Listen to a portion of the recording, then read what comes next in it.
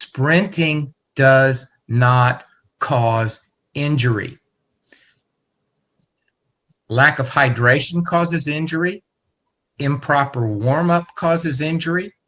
Returning too soon from a previous injury causes injury. Bad mechanics causes injury. Sprinting does not cause injury. If you're hydrated, if your mechanics are good, and it's a coach's job to teach. I do the same thing when I meet a client for the first time. I always ask them to do their warm up, right? And then I sit back and I watch, basically because it gives me an idea of everything that coach was saying about how well are they hydrated, what are their chances of injury, where are they strong, where are they weak, what's their posture like. So coach gave me some ideas around the biggest problem with most runners and how to solve it with one easy thing. The biggest problem with most runners isn't effort, it's showing up. So we have this speed triangle here that I like to use. So consistency is an easy one. It's kind of the base. It's the foundation. Obviously, you've heard it a million times. You need to show up. You need to be consistent. But what are the true factors that get us there or prevent us from consistency? Well, first is going to be your programming. That's going to be something that people struggle with, that athletes struggle with, as far as how are you consistently showing up for speed training when high level programming is that you can only speed train 2 days a week, right? You need 72 hours between each speed training day. So how do you then become consistent? That is handled by a good coach's programming. And then how do you avoid injury? If we train too much, we're going to get injured. If we don't train enough, then we're going to be slow. So over the course of this video, we will solve how to show up consistently. We will cover basic programming and how to remain healthy. So what we're covering today worked for my client Dave here, who was able to drop his 100 time from 13 flat to 12.3, 200 from 33 to, you see it, you can read it. There's some clues in here for Dave that we're going over today to solve the problem that most runners have. It worked for Liam. We had great changes for him. His problem was running fast and at big meets, which we're going to cover. Dave's problem was posture and relaxation, which we will cover. And it worked for Casey, whose problem was strength and speed, which we will cover. Okay, so I'm Coach Chase. I've been running or training for 23 years, track and field. I've done some cool things like get full scholarship, nationals, championships, all that stuff. I still train, I still coach. But the question I have with showing up every day is a simple, and it's something that everyone says, but can be very difficult to program. So what does showing up every day actually look like? And this is me, animated AI running and going Super Saiyan. Okay, very good. So the harsh truth is that sprinting does not cause injury. Right? This is Coach Vince Anderson. He instead argues that lack of hydration causes injury, improper warm-up causes injury, returning too soon from a previous injury can cause injury, and bad mechanics cause injury. And again, there's one thing that I know as a way to fix all these things, is that you only get 2 chances a week to train speed. You know, Glenn Mills taught this to Usain Bolt, that you need 72 hours between true speed sessions. Waste those days and you fall behind. And simply put, if your warm-up doesn't prime your nervous system, you are going to lose. What are the fears and frustration around most runners? What happens? This is a question that you either get frequently asked as a coach or will come up as athletes inevitably get injured. What happens when you can't stay healthy? You're not seeing gains due to inconsistency. You're not peaking when it matters most. You can put in a ton of work and still come up short. You feel behind due to injury or proper training. So again, this is the test that I give all my athletes, which is the first thing we do when I meet a new athlete is I say, warm up. I want to see you warm up. And then I sit back and I watch because it tells me everything I need to know. And it goes over the basics of what we're going to need to cover in order to show up every day. Why the warm up reveals everything.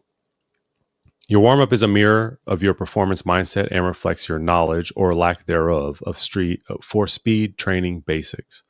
So the movements that you make shows me the quality of your mindset around those movements. Rhythm shows me your nervous system readiness. Posture shows me how you are going to process stress, and how you start determines how you're going to perform. So we go back to Coach Vince Anderson, right? Sprinting does not cause injury. A lack of hydration causes injury.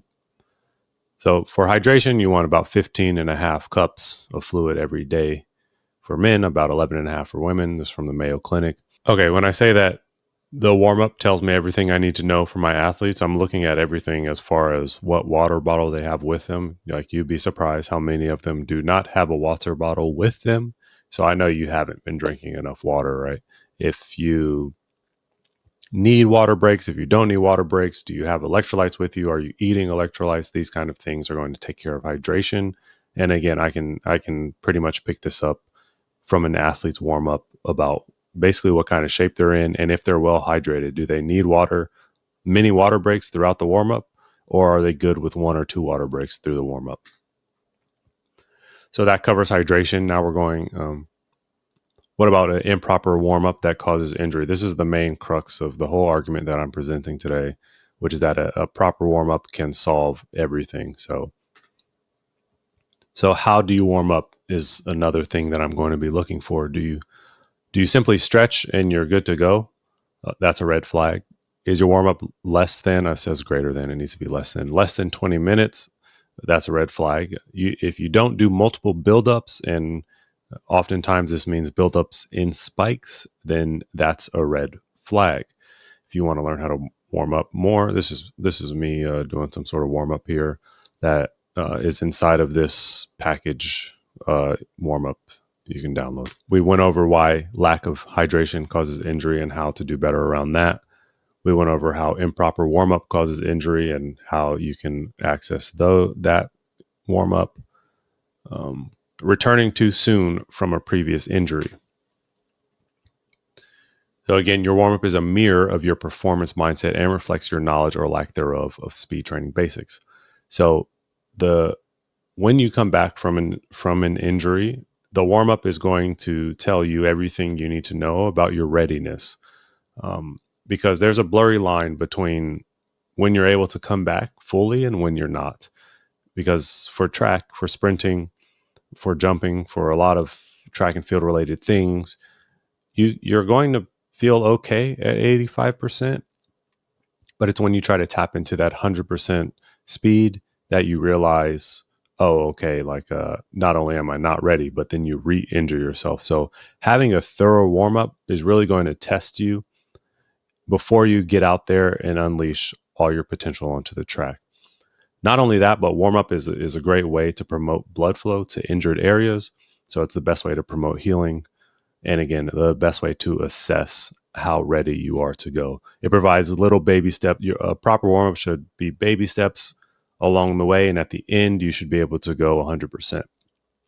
So because there are baby steps in a proper warm-up, you can get to a step where you went just a little bit over where you should be, but it won't be a big deal because it's such a small increment from where you just were that you can identify like, okay, like I'm okay doing A skips, but B skips hurt, or I'm okay with all the skips, but doing buildups hurt.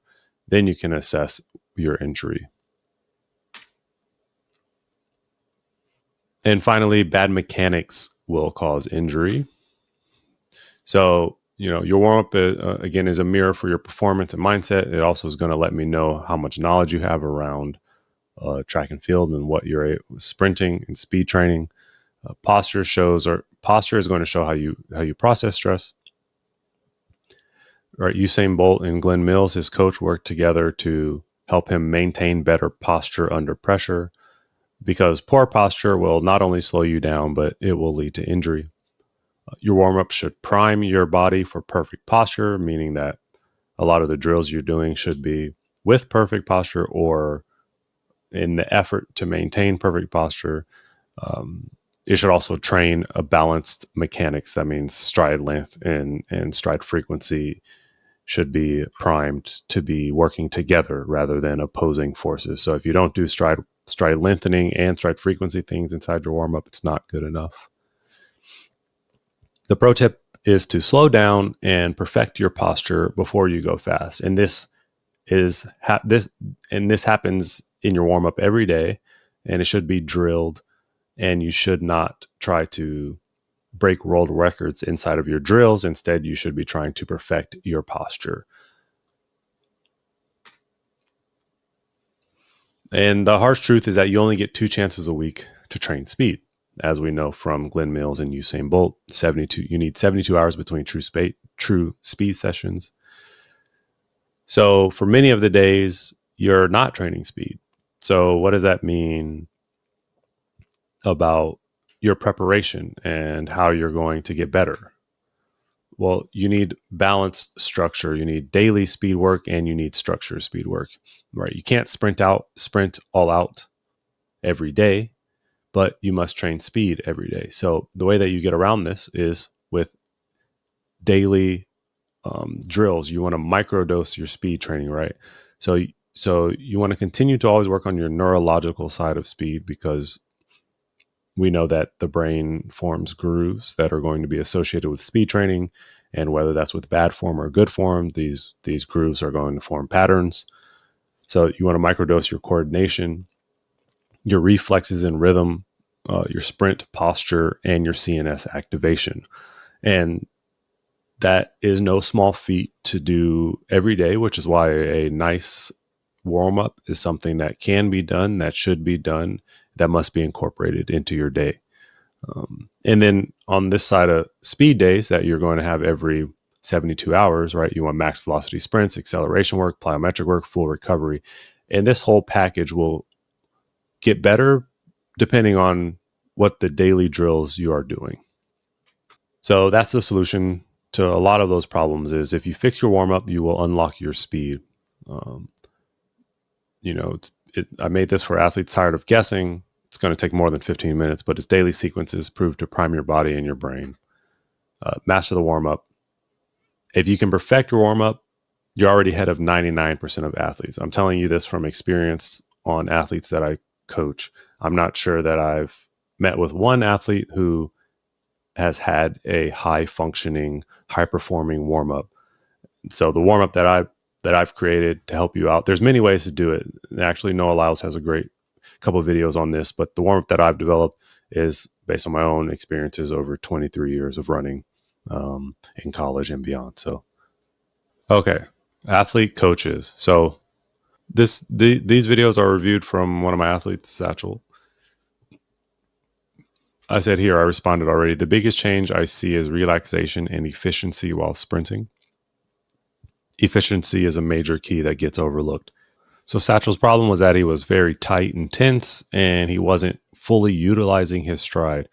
Now, these to me look much more relaxed, and those strides look nice and open. He's also attacking back at the track. I love to see that. Something we worked on together.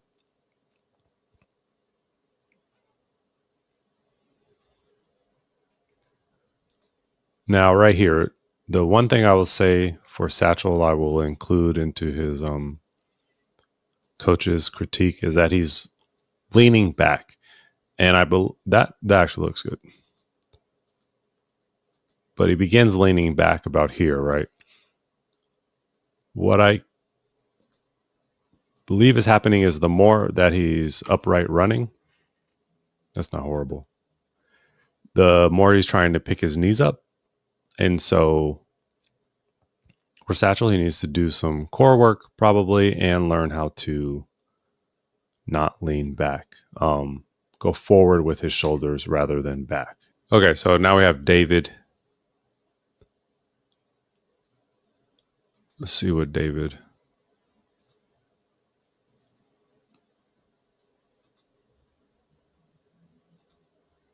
One thing, David. You don't suck. You're just getting used to it, right? So we're going to change that word there. We still are trying. We'll say something like that.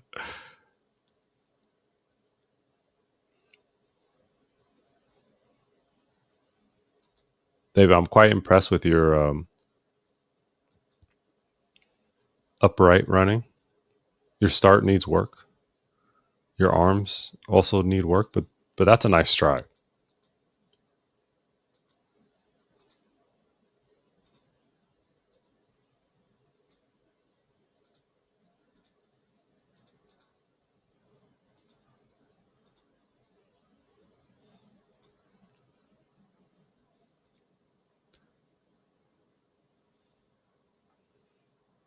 That's a nice stride.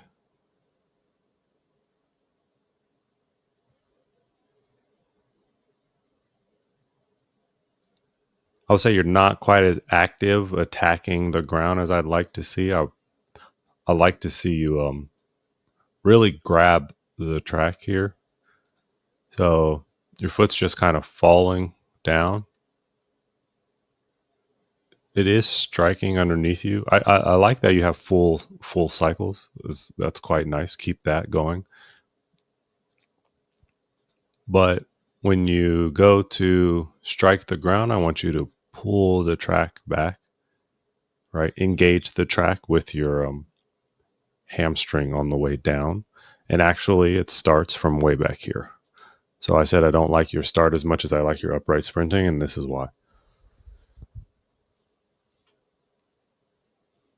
So you see that foot just kind of falls in front of you and just waiting for you to land. I want you to snap back down and push the track all the way behind you so that you get explosive. And then once you stand up, that will transition to your stand-up speed.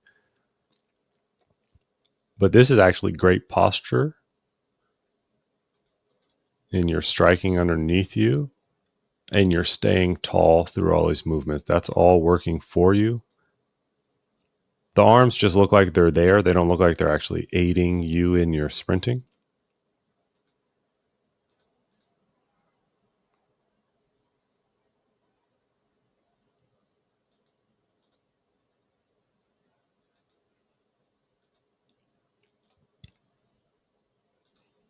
Oh, that was a nice little... Yeah, you see how you don't really go anywhere in the start there? It's because you're not pushing. You're just waiting for your foot to land on the track rather than pushing the track behind you. But then you do a little bit better standing up. I still would like to see more aggressive attacking of the track.